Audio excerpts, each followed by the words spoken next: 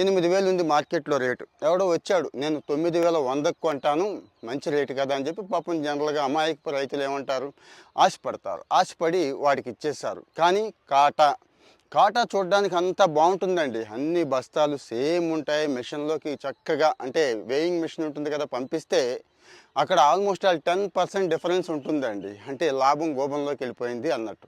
వీళ్ళు ఏం చేస్తున్నారో తెలుసా, ఎలక్ట్రానిక్ కాటాలండి. అది ఇది లేదు, అన్నిటికీ కూడా ఇప్పుడు రిమోట్ కంట్రోల్ వచ్చేసింది. వీడి చేతిలో రిమోట్ ఉంటుంది, అది నొక్కుతాడు అన్నట్టు. అంటే ఎంత పర్సంటేజీ తగ్గించవచ్చు అనేది. అక్కడ 60 కిలోలు 65 కిలోలు వేస్తే తప్పించి 50 కిలోలకి సమానం అవ్వట్లేదు. ఒక రైతుకి డౌట్ వచ్చింది, పోలీస్ కంప్లైంట్ ఇస్తే, అంటే అన్ని చోట్ల పోలీసులు మరి ఈ రకమైన కంప్లైంట్లు తీసుకుంటారా అని మీకు డౌట్ రావచ్చు. అందుకే ఇక్కడ పోస్ట్ చేయమని చెప్పాను. ఇస్తే వాళ్ళు చెక్ చేయిస్తే ఈ మోసం బయటపడింది. చిప్ అండి, చిప్పులు పెడుతున్నారు ఎలక్ట్రానిక్ వేయింగ్ మిషన్లో. సో జాగ్రత్త పడండి రైతులందరికీ.